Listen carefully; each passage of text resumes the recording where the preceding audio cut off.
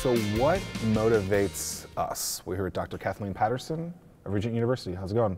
Great, how are you? I'm doing awesome. Motivated to be here today. But what is motivation? Motivation is the reason you do what you do, the why. And we're all motivated very differently. It's a very individualistic idea. And it's also our willingness to do what we do. We can be motivated at a very low level. For example, if you and I, Zach, work in the same company, maybe it's a healthcare organization. Maybe I work for the paycheck. I want the money, I want to take care of my family, I want to feed my family, these kinds of things. That's the lowest level of motivation. But let's say you work in the healthcare industry because you want to save lives. You want to enrich the community. You work at a higher level of motivation. So it is our why we do what we do. How do you get started with understanding what is that why? The why. We have to know our why in life. And the research shows that now more than ever before, especially for Americans, we want purpose in what we do. And that plays huge into our motivation for where we're working today.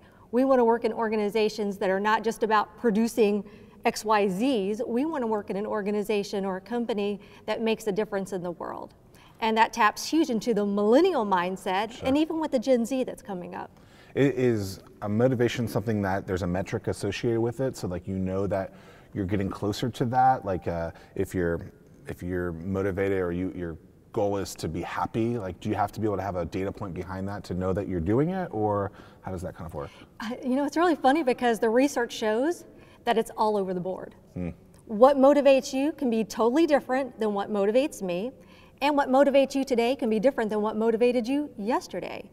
Constantly changing, and that's why leaders and managers, department leads have to be in touch with their employees. So how do you know what motivates you, or maybe it's just you're just having a bad day or something like that? Yeah, well, we all have bad days, right? And I think that's just part of life. And for a leader to really understand where their employees are at, knowing what makes people tick, can be part of their motivation as well. You said that motivation can change from yesterday to today. In one's lifespan, is there a number of how many times that's going to change? It just depends on the person. Interesting. If someone's thinking about motivation and they just continue to not be able to get out of bed, how could they start to figure out like what motivates them?